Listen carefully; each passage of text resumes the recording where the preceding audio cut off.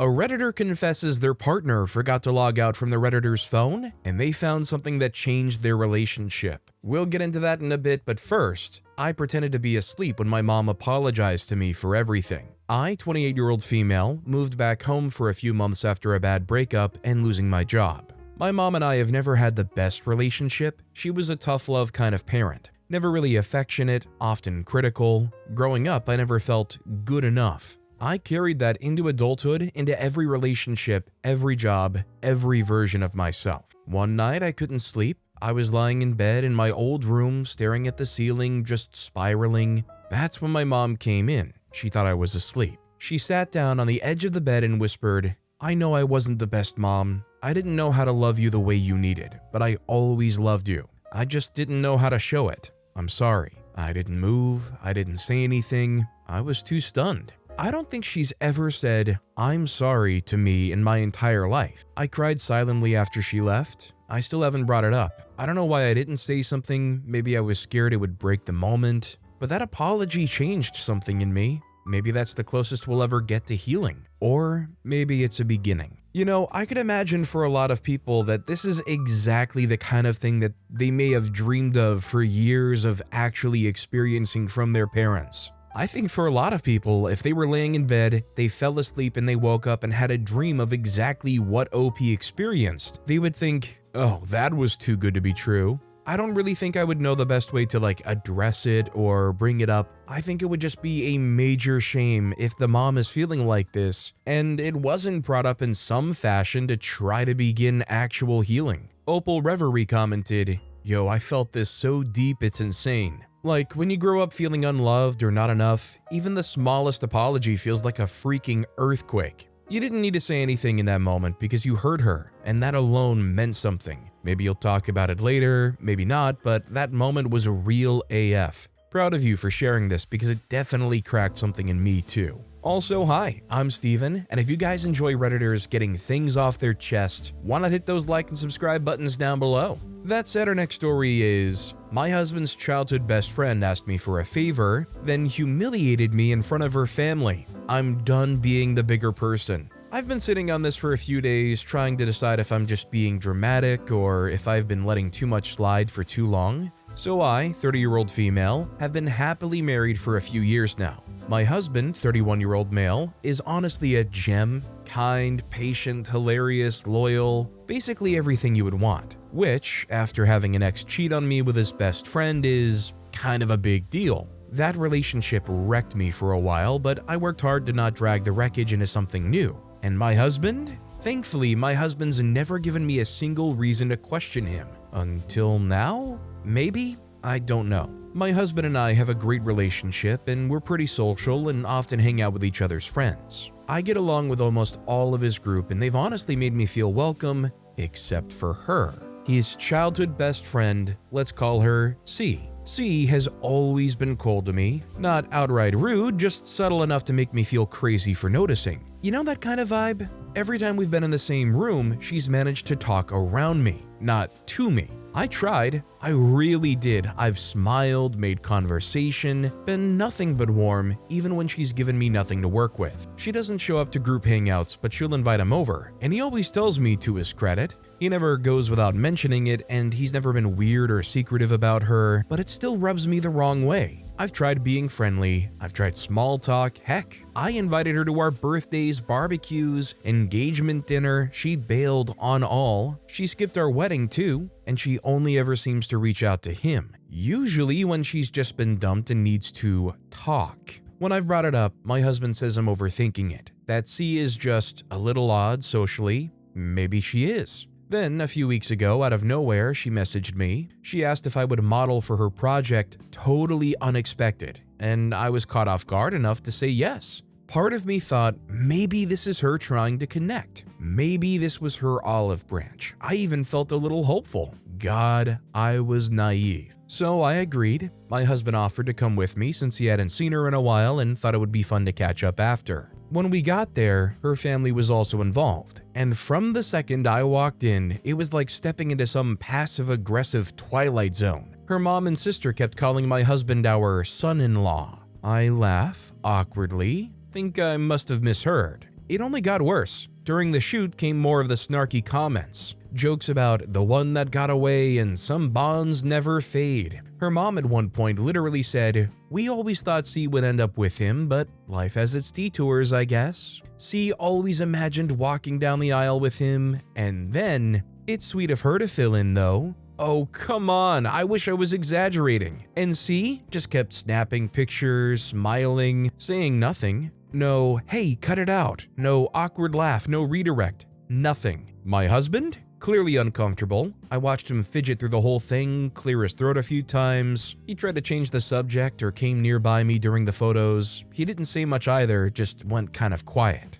I stuck it out for an hour, let her take the photos, smiled, posed, whatever, but the whole time I felt like I was part of a social experiment and everyone else was in on the joke but me. When we got in the car, he was silent for a while and then finally said, "Sorry about all, that was weird, right?" And honestly, I didn't even know what to say. Because yeah, it was weird. It was borderline disrespectful, and the fact that he was there, saw all of it, clearly felt it too, and still didn't step in or pull the plug, it makes me feel kind of alone in this. I'm just tired. Tired of pretending this woman is harmless or just awkward. She knows exactly what she's doing. I don't want to start a huge fight, but I'm at the point where I don't want her in our lives. Not as a friend, not as a ghost in the corner of our marriage. No more bending over backwards to be the cool wife. I'm not interested in earning points with someone who clearly doesn't want me around. Anyway, thanks for letting me scream into the void for a minute. I really needed to get this out.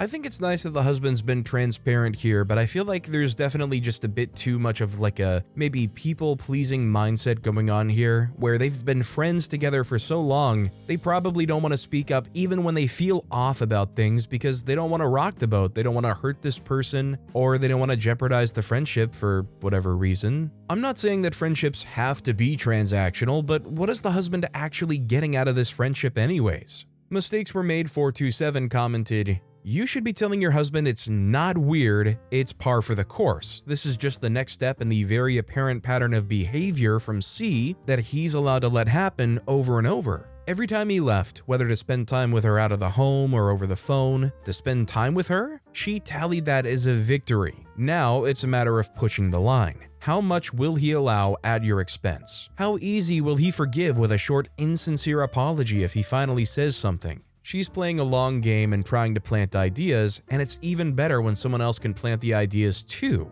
Enter her family. This is not new, this is not weird. This is her normal behavior toward you. Maybe his rose-colored glasses are slipping. Our next story is, I was told not to act single at my own birthday party by my boyfriend. My boyfriend invited his friends to my birthday dinner. At first, I didn't care. The more the merrier. But then he started getting weird about me talking to people. When one of his guy friends complimented my outfit, he pulled me aside and said, "Can you not act so flirty? You have a boyfriend, remember?" I wasn't even flirting. I was being polite. Then later that night, he made a comment in front of everyone like, "She loves the attention, don't you?" It was humiliating. It's my birthday. I should be allowed to laugh and enjoy myself without being shamed like I'm doing something wrong for existing. So we don't know like the details of like the comments and like what all truly went down here, but still, I think it's pretty clear just from the story alone that this guy reeks of insecurity, and a lot of times, and I think a lot of people will agree with me, that insecurity is actually sometimes projection.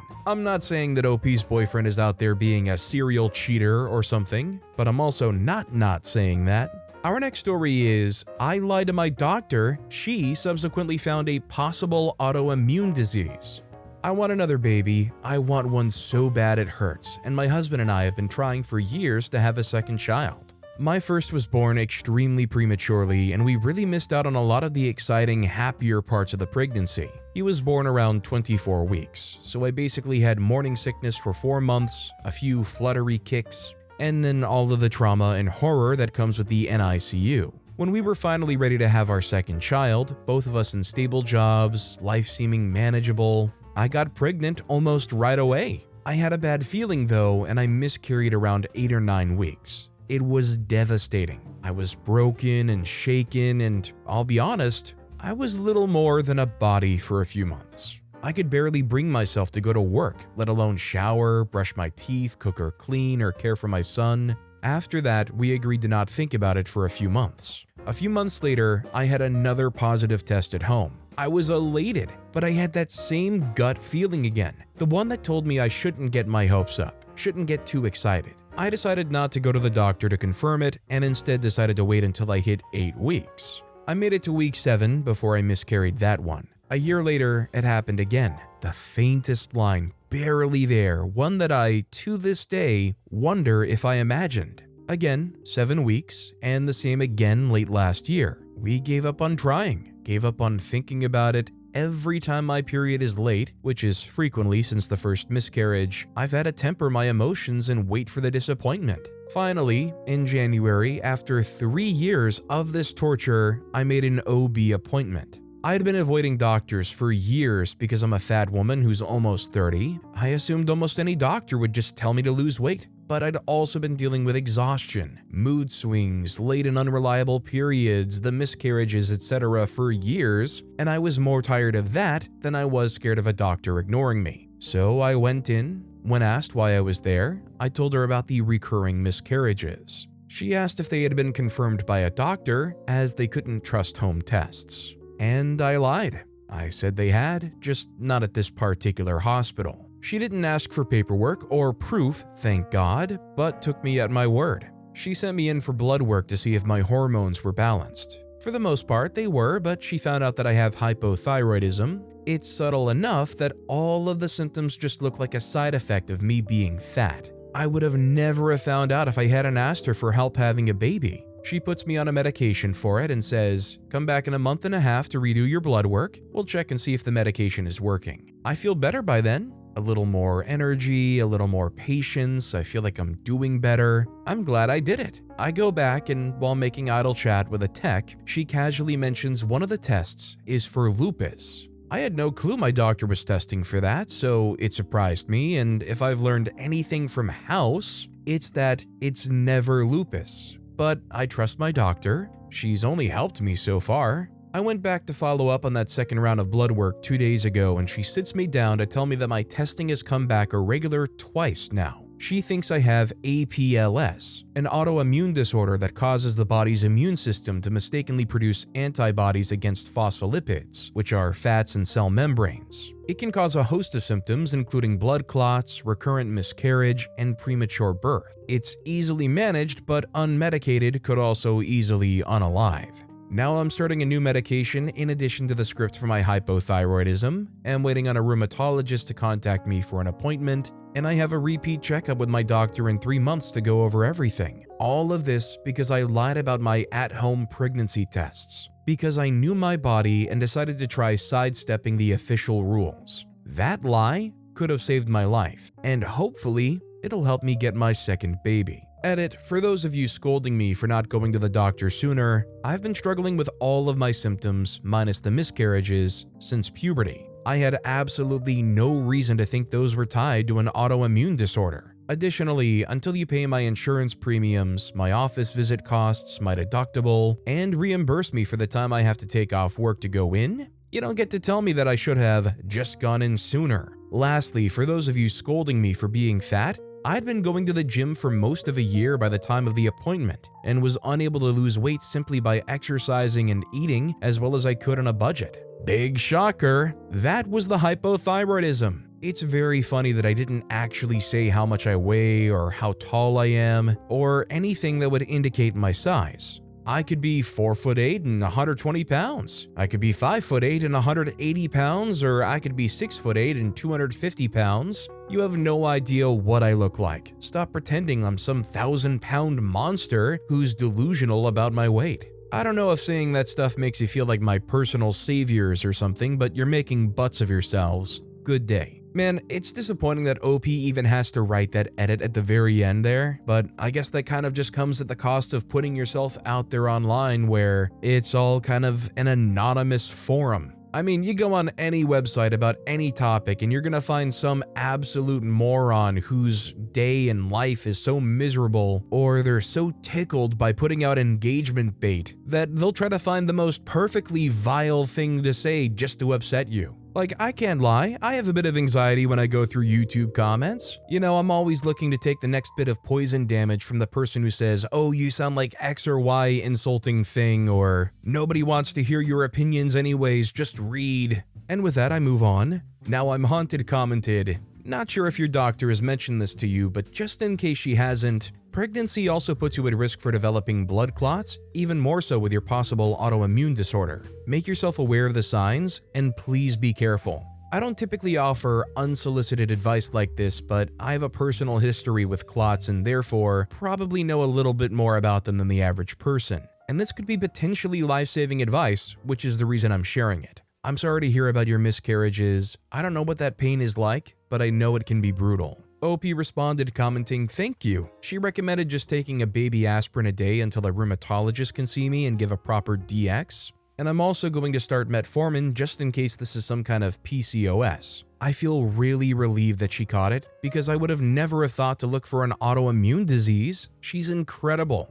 Our next story is, "I fell in love with my girlfriend today. We've only been together a month. I know it's early and no big decisions should be made. She would think I was crazy if I made any big proclamations this early anyway. I am in love with her though. I was already into her or else we wouldn't be dating, but today I saw more of who she is and I love it. We were at a cafe and we had both gotten drinks. My girlfriend had gotten a sandwich. A homeless man was sleeping in a chair and it seemed like he'd probably been there a while because the manager woke him up and told him to get out. And I know the manager, so I know she's pretty patient. The guy continued to sleep, so the manager woke him up again and said that she would call the police to escort him out if he didn't do it himself. She wasn't trying to be cruel, the guy just needed to go. He fell asleep again. My girlfriend had been watching all of this. She went over to the guy and gently shook him awake and asked if he was hungry and if he wanted part of her sandwich. He nodded, so she tore her sandwich in half and gave half to him. He finished the sandwich and looked like he was gonna fall deep asleep again, so she gently shook his arm again and said, "I think the manager is serious about calling the police and I don't want that to happen to you. Want some coffee to wake up?" She gave him her coffee and sat with him and talked to him to help him wake up. When he was fully awake, he gathered his stuff and left. She came back to the table and apologized for ignoring me, but she didn't talk about helping the man. It was like nothing for her, like the most natural thing. She didn't even know that I'd spent the past 20 minutes falling in love with her. I was gonna say a month in feels a bit quick, but honestly it's such a display, it feels like you really know the person's true character. I gotta be honest, I was just hearing this story and I was thinking, my socially inept butt could never. Clearly a cat commented, "Be good to her, be the person who takes care of her. It's hard to be so empathetic in a world with so much suffering. We're so busy taking care of other people that sometimes we forget to take care of ourselves too." She sounds like one of these people. It comes so naturally and easily you don't even feel the exhaustion until much later. Cherish this one forever. Little things mean so much. When I come home after a long day and my husband's already started dinner or the laundry, I want to cry with relief and gratitude. What a beautiful soul she is. I'm so glad that you see that in her. Our next story is, "My girlfriend forgot to log out from my phone and I read something that changed our relationship." There was a time when my girlfriend and I were going through a really rough patch. We were finally trying to fix things, but it wasn't easy. There was a lot of uncertainty, a lot of silence. We both wanted to make it work. We were choosing each other, but still, that doubt lingered. One day we were on a bus and she didn't have her phone, but she wanted to show me a Tumblr post she had saved for me. She logged into her Tumblr account on my phone and showed it to me. That was it. I didn't think much of it at the time. Later, when I got home, I saw she had forgotten to log out. I was about to do it myself when I noticed a 1 next to the drafts tab. Just one draft. Curiosity got the better of me and I opened it. I had no intentions beyond that, just curiosity. We both write from time to time because we're into books and poetry and stuff. Inside the draft, I found a few lines. Something like, "Oh, but how do I love you when there's none of me left? My soul is shattered and I do not know what to do with the remains." Not the exact words, but close. They stuck with me. They hurt. I knew she had been through some terrible things and I didn't want to be selfish, but the thought started creeping in. Does she not love me completely? Am I just holding on to something that isn't all there? I logged out of her account. I didn't say anything, but I couldn't shake the feeling. I tried, but it just kept hurting the whole day. The next day was a special occasion for us, one of our days. We usually write each other letters, little ones filled with feelings. I gave her mine. She smiled softly and said she didn't write one this time. Instead, she handed me a book, 6 of Crows. One of the 2 books we had exchanged back when we were just starting to fall for each other. It had emotional weight. She told me to open it once I got home, so I did. There was a tiny piece of paper tucked into the front asking me to turn to a specific page. Page 147. I flipped to it and found a passage that she had underlined. Many boys will bring you flowers, but someday you'll meet a boy who will learn your favorite flower, your favorite song, your favorite sweet, and even if he is too poor to give you any of them, it won't matter because he will have taken the time to know you as no one else does. Only that boy earns your heart. And just after that, the character Inej thinks, I'm not sure I have a heart to give anymore, Papa. But right there, next to that line, my girl in her beautiful handwriting had written, but when you do find the one, the shattered remains of it will stitch themselves back together and will only beat to his name. I set the book down and just sat in silence, crying. She never knew I read that draft, and I still haven't told her, but in that moment, I knew. She loved me entirely in her own quiet, aching way. It's been a long time, but ever since then,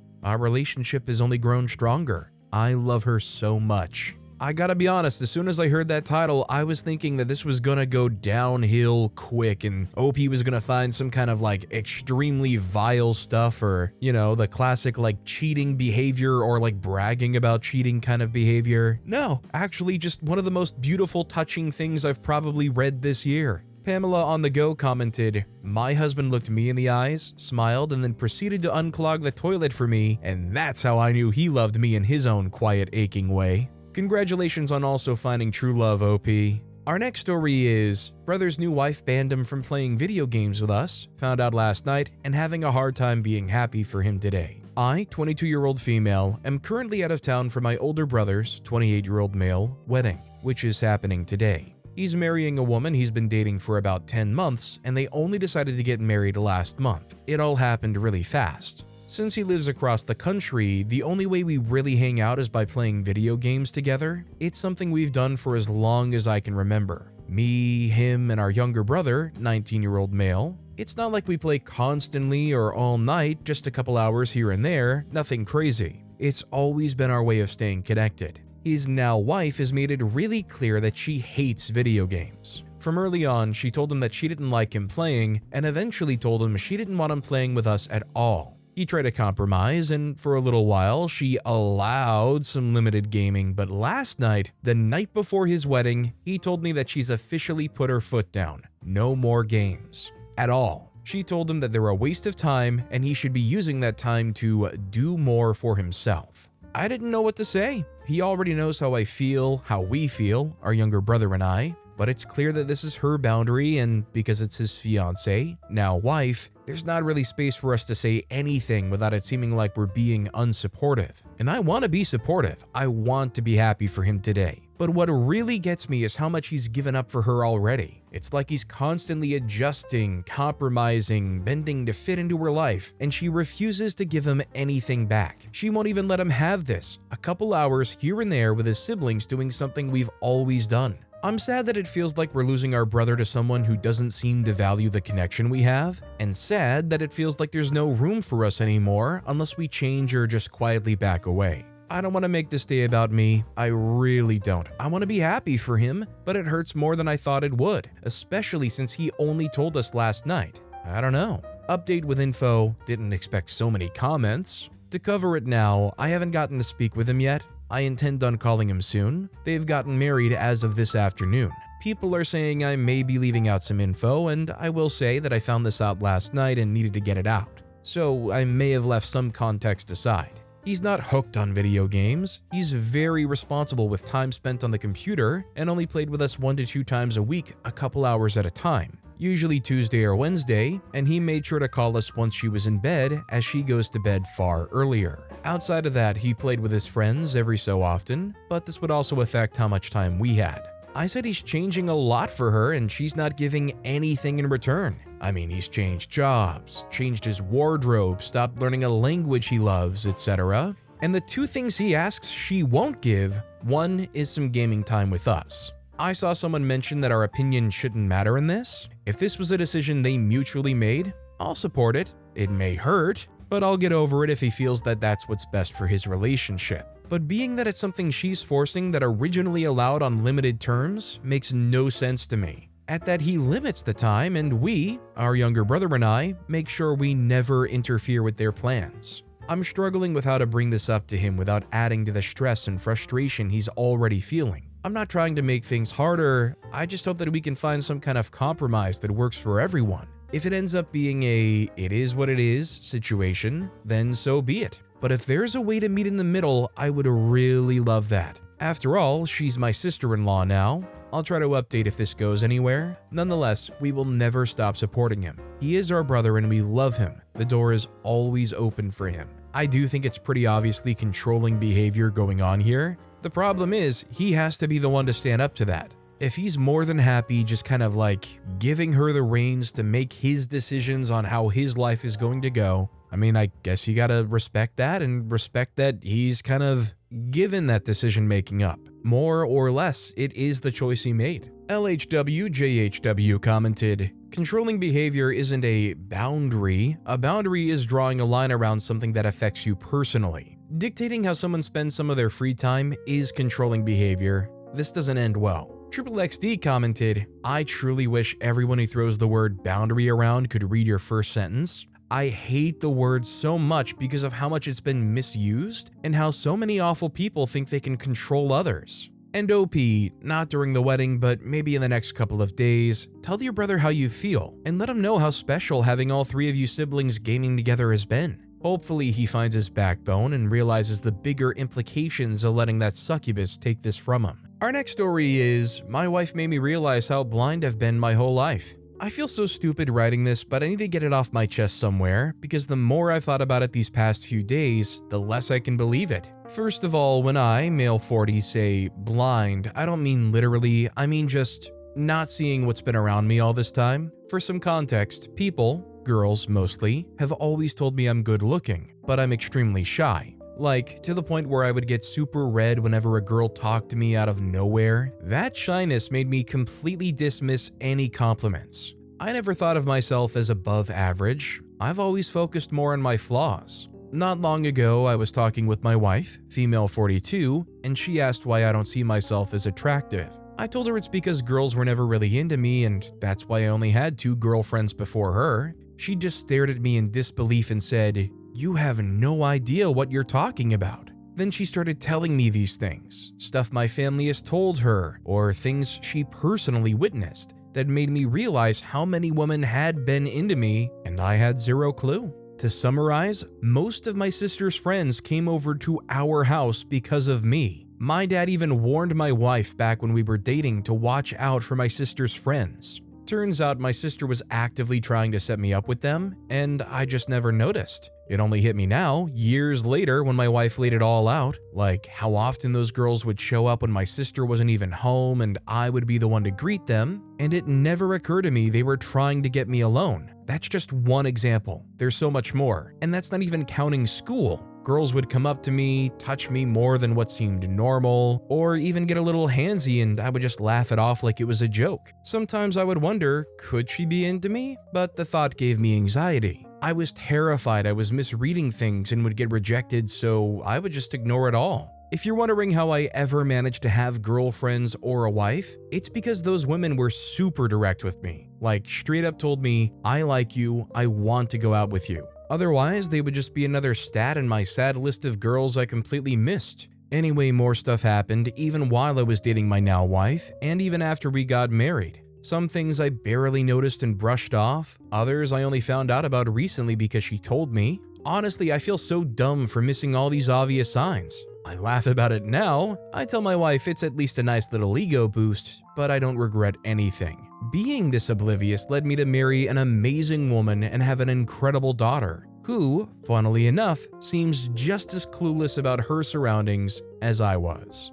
I mean, I feel like it worked out pretty clearly here for OP. I feel like the only way OP would be kind of remorseful is if they didn't have such a nice life with a lovely partner and a lovely kid. I mean, if OP was kind of all by themselves or struggling or something and then they were told all this, well, let's just say if I were in OP's shoes, that might be my 13th reason. Lilith's Kitchen commented, "Don't feel stupid. I was married to a guy who had a huge ego and thought every woman in our social circle was after him. After we split and he started rumoring me, I told all of them. Literally each woman laughed about it. Not one found him attractive. I would rather go with a man who doesn't know that he's a jackpot so I can tell him every day when we cuddle in bed." Our next story is, "My ex left me a month before engagement for the girl I shouldn't worry about. Now she stalks me. A few years ago, I met a guy who became my first boyfriend, and I was his first girlfriend. We were both 18, and it all started on my birthday. It was a long-distance relationship, but we managed it well. We genuinely loved each other, discovered life together, and tried to do things right. After a year of being together and seeing each other often, he asked me to marry him. We met each other's families and were planning our engagement. He was sweet, caring, and clumsy, but truly loved me, and I loved him back just as deeply. Then, 1 month before our engagement, on our 2-year anniversary, also my birthday, he broke up with me. No explanation, just gone. 2 months later, I found out he was with another girl, the infamous "you don't need to worry about her" girl. She was my complete opposite in every way, physically and mentally. Through my best friend, who was the one who originally introduced us, I learned he was already thinking about marrying this new girl. But she wasn't interested yet, which I don't believe, seeing how much she loves him. A few months passed, and that same best friend ended up ditching me to become friends with her. I saw them all, my ex, her, and my ex-best friend, posting happy moments together on social media like I had never existed. That whole experience, being my first love and first heartbreak, hit me hard.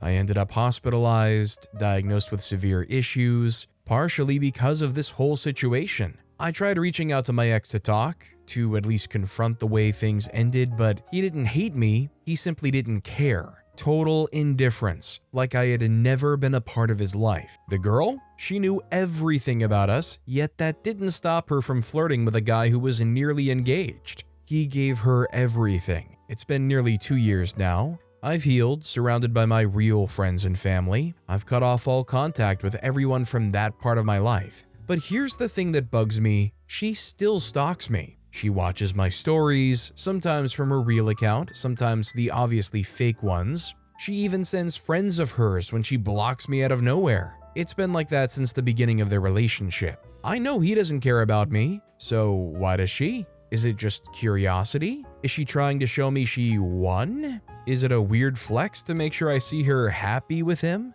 Like purposely ending up in my views with a profile picture of them doing something romantic? I'm not upset anymore, I just don't get it. So I guess realistically my question to OP is, what is OP looking to get out of it at this point? I mean, I guess it's a pretty fair thing to question the psychology and try to figure out why they're so obsessed with you still. I would probably guess it's still like some kind of insecurity. Even though they cheated with them, pulled them away, they're probably still afraid that OP's still alluring or they're not somehow better than OP in some way. I would honestly sooner say OP should just try to block whatever they think is fake and continue to move on from that chapter. Our next story is, my girlfriend is 5 months pregnant, found out it probably isn't mine. We've been together for 3 years. She recently moved into my apartment. About a week after she moved in, she told me she was pregnant. I was shocked because we were always careful. She doesn't like the pill because it causes her to have terrible mood swings, but we always use protection, and we've never had any scares in regards to it breaking. The shock quickly gave way to excitement. I've always known I wanted kids eventually, and even though this isn't the most perfect time because we're both still young, 24, I was really happy, and she seemed to be too. I definitely went overboard with preparation. My wallet definitely isn't happy with me. I turned my gaming room into a nursery. I had my dream setup. I sold a lot of it and moved the minimum I actually needed to our bedroom in a corner. I bought a cot, a car seat, bought clothes, and painted the walls in the nursery, and I've been saving and working more hours to prepare. When I said I went overboard, I mean it. I definitely got overexcited. But about a week ago, my girlfriend's best friend messaged me saying that we need to talk urgently. She called me and she told me that my girlfriend told her that she cheated on me and didn't use protection, and the times line up perfectly with her pregnancy. I obviously didn't believe her at first, but she was adamant that my girlfriend told her exactly what she just told me. She said there was no way she was keeping this from me, even if she is my girlfriend's best friend. I asked my girlfriend, and I don't want to explain the whole conversation because it's really long and personal, but she denied it, and then slipped up when I asked a question, and then she admitted it and broke down crying. I know she's pregnant, and I know there's still a tiny chance it's mine, but I kicked her out. Probably crappy of me, but now she's at her parents'. We haven't spoken since, but she's been blowing up my phone. I need to speak with her eventually so she can get the rest of her stuff, but I really don't want to. She cheated on me and didn't say anything, and then she found out she was pregnant and must have known straight away it almost definitely wasn't mine, and then she continued to hide it for 5 months. She let me spend so much money on all this stuff and get so excited, all the while she knew it isn't mine. And the only way I found out is because her friend had the decency to tell me. This is the saddest I've felt,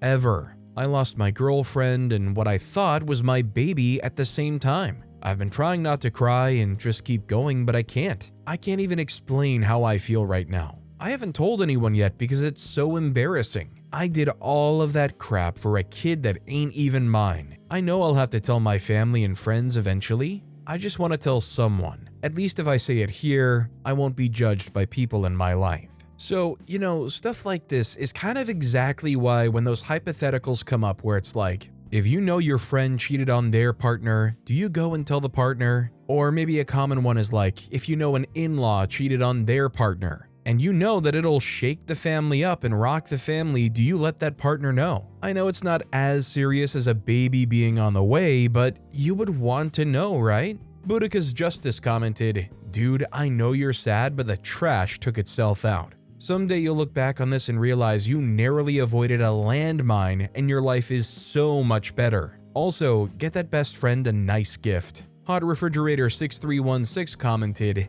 this. "It sucks right now, but in time you'll see you made the right move. Find someone who respects you enough to not cheat on you." Our next story is, "I'm so glad I don't have to date anymore. My friends sound miserable when they talk about it. I'm married, and while I already appreciate my wife, hearing my friends' horror stories about dating makes me appreciate her even more, which I thought was impossible. Reasons my friends have had to stop seeing women they've tried dating recently: 2 of them having child-free in their bio, and women with kids waiting several dates in to say they actually have kids and hope that they would be okay with that. 1 asked if he would be a sugar daddy after their second date. 3 spent weeks talking to them only to not show for their date and ghost them. 2 MLM bait and switches, 2 absolute unhinged weirdos going full psycho and freaking out when they didn't text back fast enough, resulting in them being called low-value men. 1 told my friend that going out with him made her realize how much she missed her ex.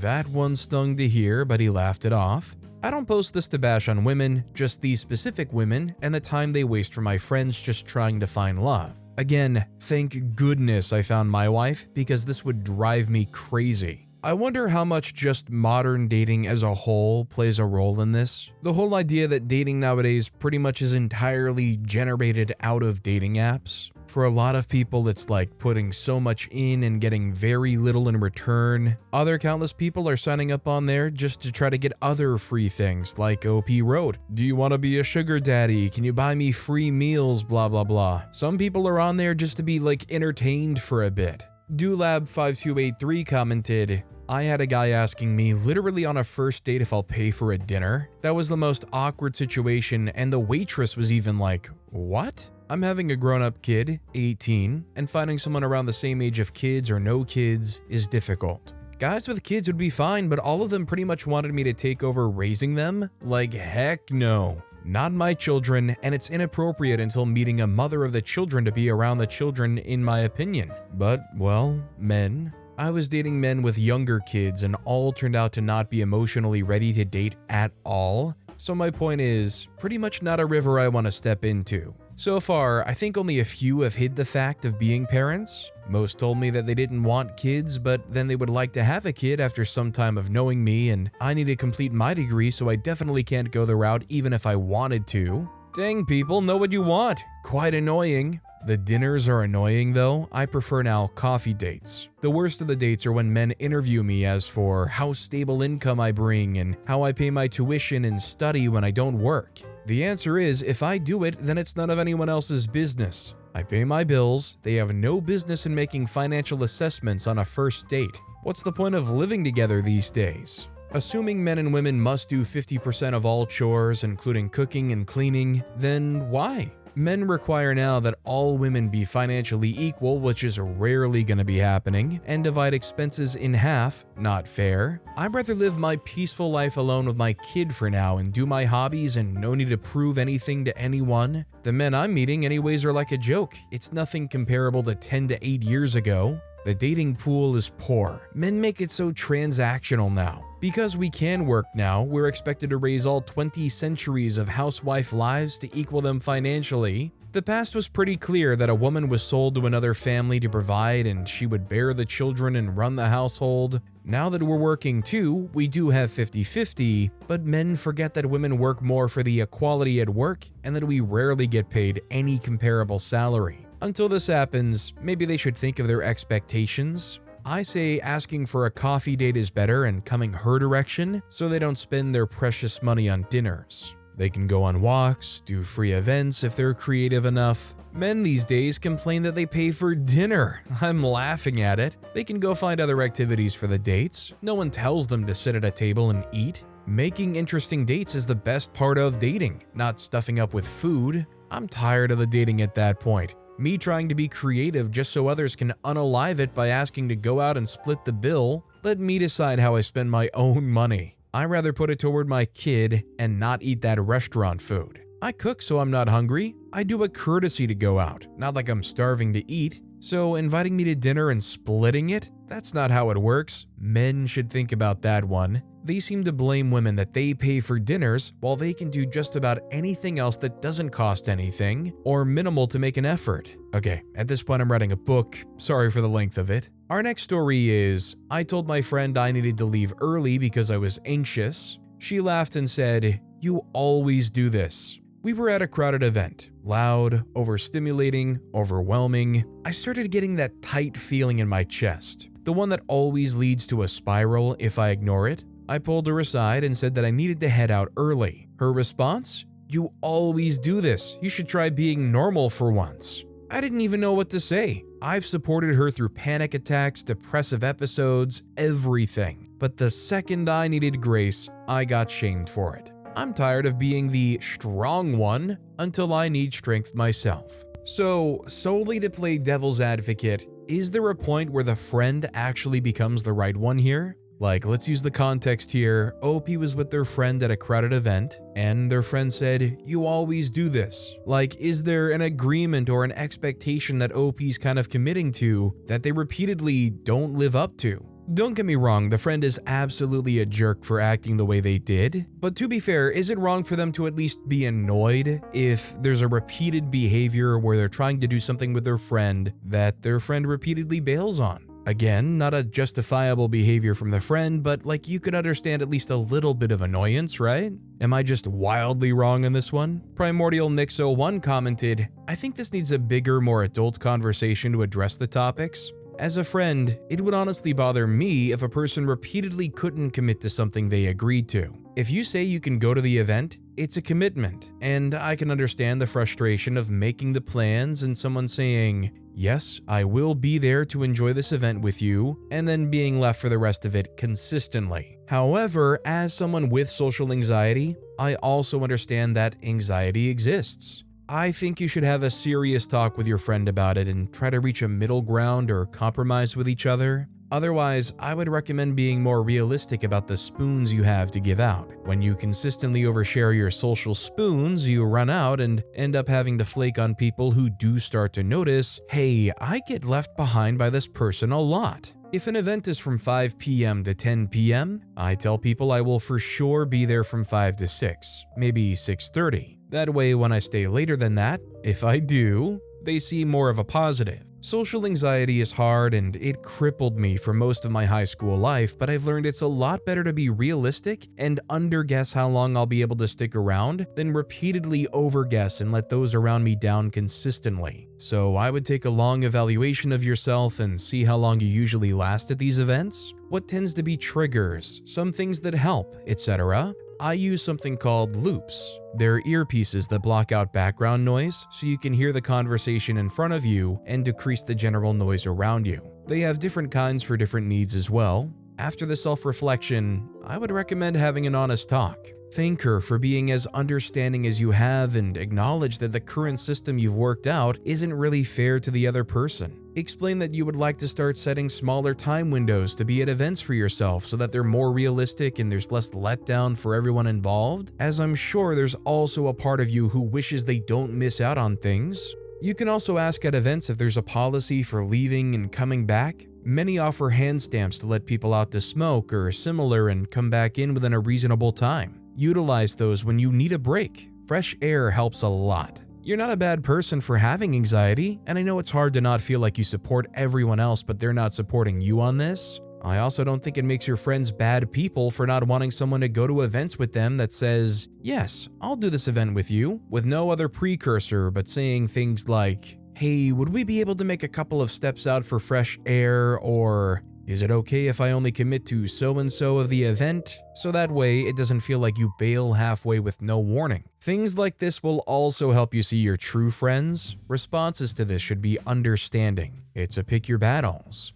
Do you want your friend to consistently come off as flaking, or do you want them to work on themselves to hopefully grow as a person? A good friend would choose the latter. To re-clarify, you're not a bad person or friend for having social anxiety, but there are definitely tools to be experimented with to make those situations easier and better for everyone involved by adding more realistic time frames, boundaries, not agreeing to too much at once, helpers like the loops, and communication. They're also not bad people for wanting their friend to be more consistent and be there for what they've agreed to be there for. There could be more going on, but I only have what you've given me in the post to go off of, so that's my conclusion. They're your friend. You should be able to talk to them about this and not be torn down. Otherwise, it's not a friend you're talking to anymore. Be understanding and also firm with yourself. You got this. Only you know your limits and yourself best. My advice isn't for everyone. The point is to find what works for you, but that does take work. I think you can do it though. Hope to see you at the next event. Figuratively. Our next story is, my mother won't stop sending money back home and now she's in severe debt.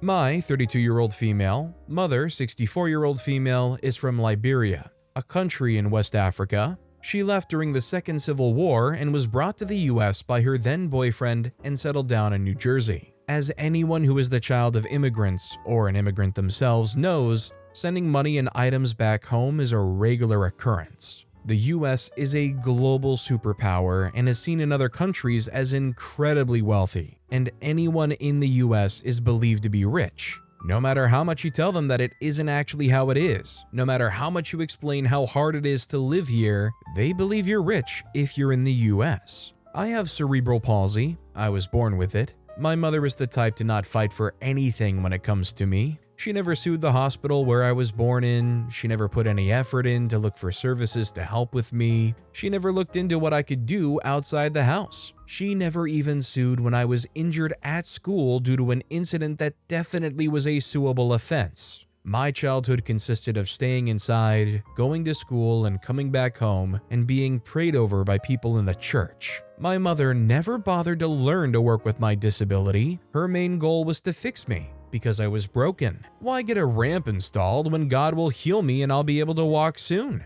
Why look into after-school programs when God will cure my brokenness and I won't need it? Why try to let me have fun and do things when I can do that when I'm healed? I had to adapt to her and to the world. The one constant thing was Liberia. Family in Liberia needed money. Family in Liberia needed school fees. Someone in Liberia had a child and named them after my mom, so she had to buy them things. All the money in the house went to Liberia no matter what. My father lived in Texas and would send money for me. Sometimes my mom used the money on me, sometimes it went to Liberia. My father then moved back to Liberia. My mom would use me to ask him for money for her to use. Liberia came before me. When I turned 18, I applied for Social Security and Medicaid on my own. I had to become my own advocate because my mom didn't know how to and never bothered to learn. I also stopped going to church. It felt predatory, and I blamed church for how my mom did nothing for me. They also received what little money she ever had. I started to build my credit as I attended an online university. We had stairs, so it was hard to go out. Credit cards, tracking my credit score, and being careful with how I used my only source of income. Before I turned 18, my mom married and brought her new husband to the US. As soon as he got here, he became a different man. He was abusive, verbally and emotionally, but very abusive. They would wake me up with their shouting and fighting, and I developed anxiety and started having panic attacks. I wanted to leave. I had to leave, but my mom wouldn't let me. She needed me. She never learned how to do anything for herself. I paid her bills online. I made her appointments for her. I helped her order things online. I even paid her down payment for her car when her husband stole her other car. All the while, I became less important to her. Her priorities became Liberia, her husband, the church, me. She would leave me hungry because she was cooking for her husband, then she would feed him first before feeding me. She would wake me up because her husband needed help with something. She would tell me I couldn't call her at a certain time at night if I had to use the bathroom because it would wake up her husband. Don't get me wrong, I know I'm a burden. I know being disabled makes me hard to deal with, and my mom has had a lot to deal with because of me. I know my mere existence makes her life harder and miserable. I know this. She's never said it, but I know it. But I never asked to be here. I never asked to have cerebral palsy. I never asked to be her daughter. Back to the point of this post, I believe that her unhappy and abusive marriage with her husband made her lean into Liberia more. It was around 2017 when someone new came into the picture. I'll call him Tommy. A bit of context, it became a common thing for someone in Liberia to call and put their child on the phone to ask my mom for money. It usually worked. Tommy was my mom's great nephew, but she called him her grandson. Tommy and his mom would call constantly, and it was always for money. It would start out innocent enough, and then they would ask for money. Around 2021, Tommy's mother died, and my mom essentially became Tommy's mother. My mom also gave Tommy my number, and he would call me regularly.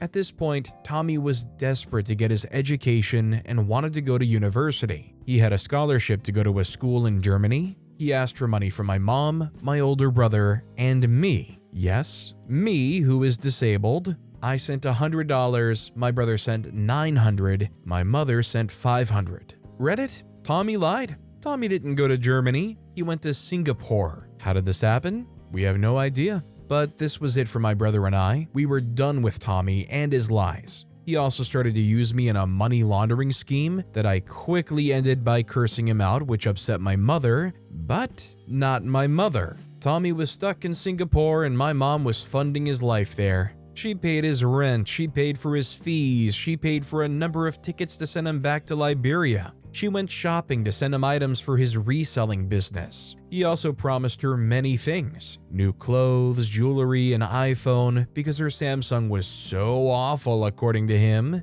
None of this ever happened. Tommy eventually returned to Liberia, where he met someone we'll call Sarah. Sarah overnight became my mom's best friend. They would talk, and I'm not exaggerating, 24/7. I would wake up to her on the phone call with Sarah and go to bed hearing her on the phone with her. My mom essentially became addicted to speaking to Sarah. My mom wouldn't speak to me at all anymore, only Sarah. Sarah also had issues and business passions, all of which my mom had to pay for. Sarah wants to start a business? My mom has to pay for the items she wants to sell. Sarah's offering to take care of one of my mom's grandnieces or nephews? My mom has to pay for any food they eat. Sarah has had 5 miscarriages back to back. My mom has to pay for each medication and every hospital visit. My mother also paid for their wedding, as you can imagine. My mom's health is declining. She became disabled in 2014 after a car accident and has been on Social Security. She gets 3 times the amount I do. Despite that, she cannot pay her bills or for any of her medications. She uses credit cards to pay for her medications, then doesn't pay her credit card bills. She has large bills at the doctor's offices, and now they're not willing to see her until she can pay these debts. She's now at a risk of going blind unless she gets an injection that she can't get because she owes the doctor's office $589. She told this to Sarah. Her response? Oh wow. But you know, Lily's, Sarah's daughter's, birthday is April 30th, right? This is after Tommy cursed my mom out for not paying their rent on time. Sarah and Tommy are 22 and 25, but they rely 100% on my mother. I've told my mother to stop countless times. I've begged her to stop. I've told her to stop talking to them. I've talked to other people to talk to her to make her stop. She doesn't listen. She's thrown herself 100% into supporting Tommy and Sarah. They're all she cares about. Once, I did the math with all the money she sent in a month. She sent $2,769 in 1 month. But her bank account is always in the negatives because she has credit card bills on auto pay, has payment plans with debt collectors, and has other bills coming out. I pay her phone bill and she doesn't give me the money to pay for her portion of the bill. The light bill hasn't been paid this month because her husband demands they split all the bills and she hasn't given her portion. I had to convince her not to spend her last $20 on something to send to Liberia when she needed it for gas. It's exhausting. I've given up. I'm watching her slowly put herself in an inescapable situation. And with her health declining and there's nothing I can do. She doesn't care what I have to say. She doesn't care that I've sobbed while begging her to stop. She doesn't care that Sarah and Tommy treat her like crap in a human ATM. She's stuck and there's nothing I can do. Edit, thank you all for the advice and nice words. I truly appreciate it and I'm definitely going to take the advice.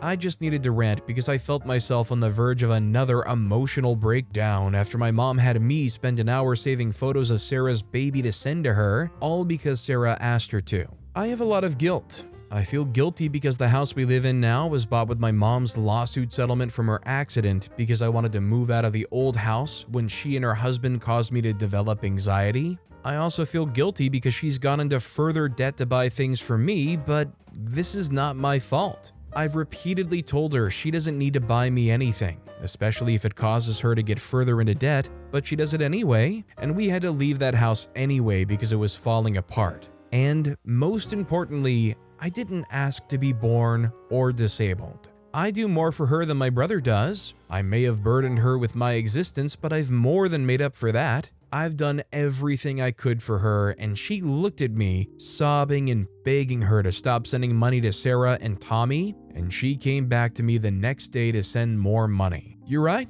she chose them. She chose everything over me since I was a child. It's my turn to be selfish and to choose myself over her and her needs. Thank you all again. I'll be deleting this account, but know that I'm doing my best to escape this situation. Just send good vibes to me and negative vibes to Tommy and Sarah. So I agree with what a lot of the Reddit comments were kind of pulling OP towards. Clearly, this is a situation that is so far gone, and there's truly nobody that's truly looking out for OP, so it's kind of that situation where you just have to accept there's probably no saving this woman. She has gotten so deep into debt and so far on this that it's like, is there any possible clarity to be found? If OP was there crying and sobbing and nothing changed, not even an inkling, OP just has to shift and do whatever they can to make sure they secure themselves. Maybe they even have to throw their hat in the ring and try to compete with Tommy and Sarah for OP's mom's